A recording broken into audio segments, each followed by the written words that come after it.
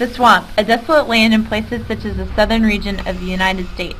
Usually uninhabited by man, the murky marshland seems to be a lifeless scene where even the plants seem sick from the turbid, brackish water. Upon closer evaluation, one can find that there is life here.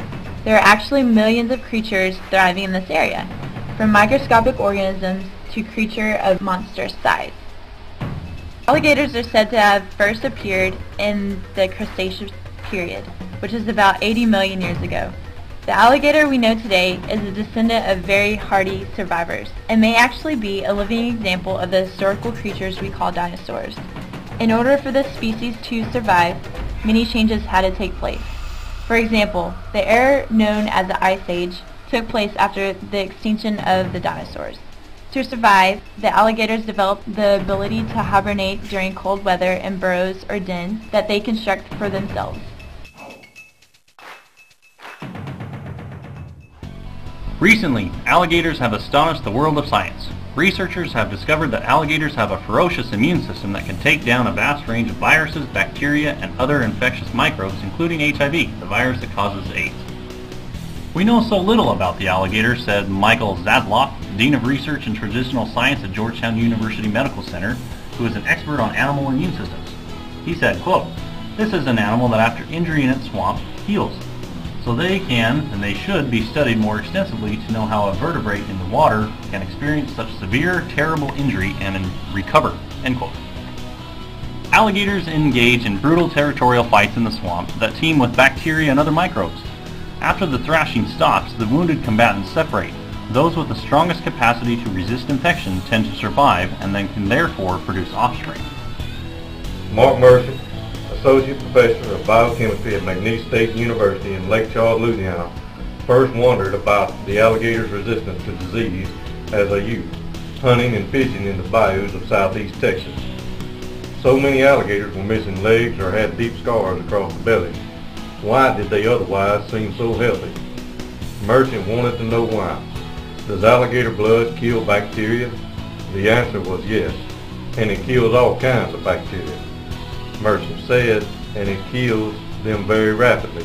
It kills them without prior exposure, it kills them in a concentration-dependent manner, and it kills them in a temperature-dependent manner. As a scientist, Merchant headed back to the swamp. He snared alligators, drew their blood, and returned them to the water.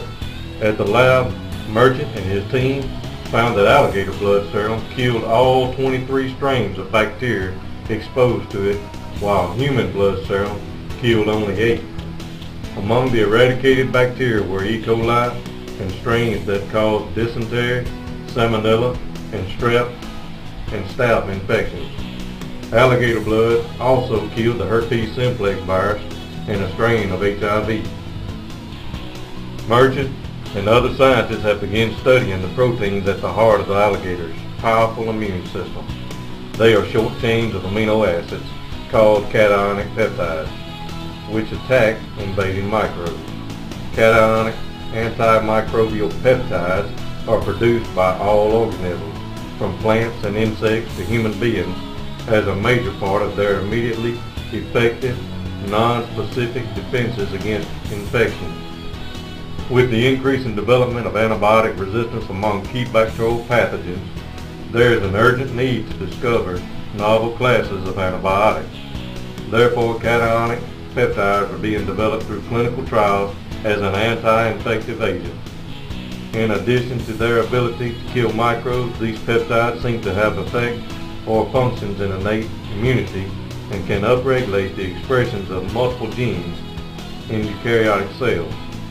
One such function might involve the dampening of signaling by bacterial molecules such as lipopolysaccharide or lipoic acid.